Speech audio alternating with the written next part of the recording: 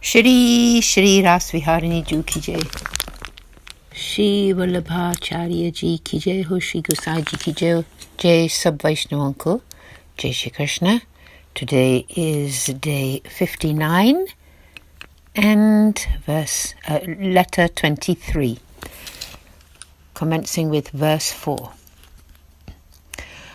A Vaishnav on the path of grace will achieve the elevated position of a saintly person even if they have not nurtured lawful practices such as renunciation, etc., for they bear upon themselves the dust of the feet of Sri Mahaprabhuji, which removes absolutely all anxiety. Tika. The way of the path of lawful limitations is that one's destiny is fixed by the practices of knowledge and renunciation. The more one practices, the higher the reward.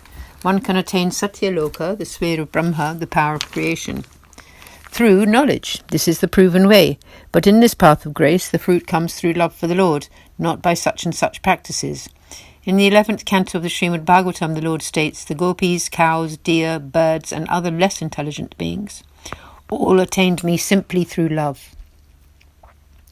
The Lord of Vraj is not attainable by specific practices, and he blesses whom he pleases with his power of pure loving grace. In the path of grace, in the same way, Shri Krishna is the Lord who is not swayed by any particular practice, but blesses out of love alone.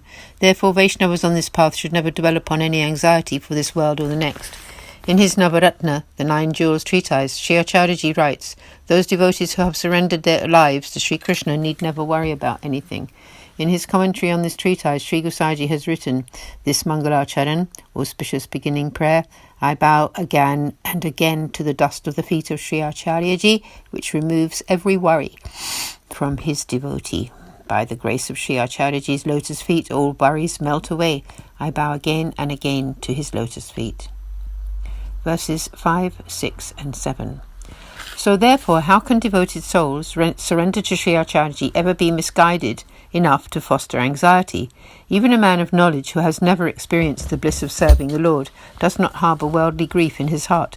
So why on earth would a devotee whose heart serves the Lord ever allow his consciousness to be tainted by worry? It would be astonishing if a devotee who has the experience of serving the deity, seeing him and touching his feet, would be at all sad at heart. When your relationship to Sri Krishna is established, the world can certainly not give you any pain. Tika 5, 6 and 7. Why would a Vaishnava devotee in this path of grace indulge in anxiety? Even a soul on the path of knowledge knows better than to keep worldly worry in the mind. The fire of mundane grief cannot burn their spirit, and this is the path of grace, where the devotee's relationship with the Lord has been established through the auspices of Sri Vallabhacharyaji. Only a fool burns with worry. Do not do this, the Lord can accomplish everything.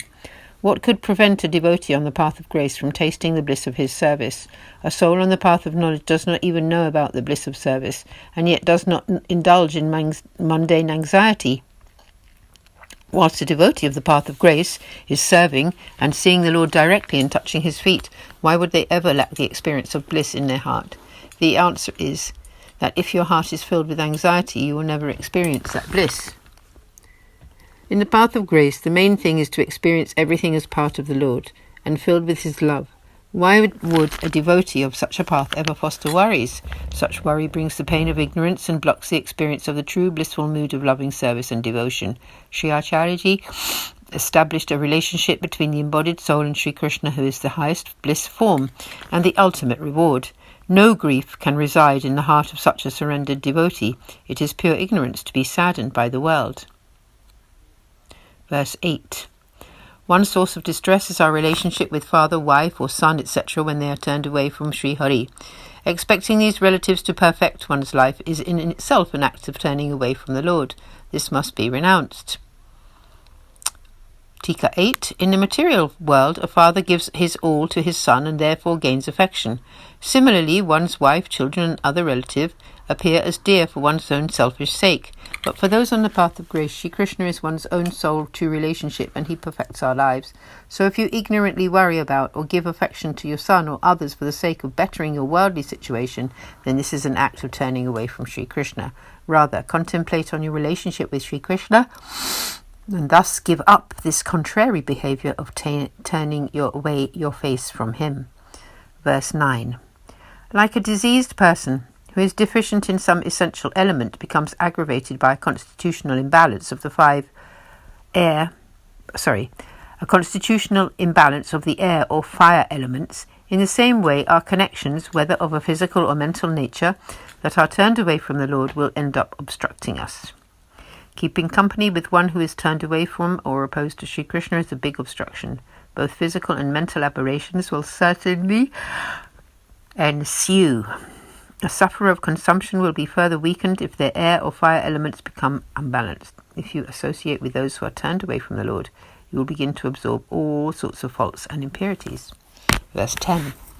In order to reverse this trend and thus avoid being turned away from your Lord, keep company with saintly devotees, serve the Lord and contemplate these actions and attitudes. Read the Srimad Bhagavatam and ponder its meaning. Tika. If a diseased person can be cured by assimilating the correct medicines, similarly, if you associate with and serve the pure devotees in this state of being turned away from Sri Krishna, this state of being turned away from Sri Krishna will disappear. Through their company, your physical, mental, and other impurities will be removed. You may have many doubts, saying, but such a devotee is so hard to find. If I can't find one, what should I do? The answer is that in such a situation, one should carefully read the Srimad Bhagavatam, which is Sri Krishna's actual form. If you're not able to read it, listen to its recitation by another devotee. Truly, then all your faults will disappear. So we'll take a pause until tomorrow in the reading of the Shiksha Patraji. सब वैष्णवों को जय श्री कृष्ण, श्री आचार्य जी की जय, शिक्षा पत्र जी की जय हो, श्री श्री रास बिहारी जी की जय हो, जय जय श्री राधे।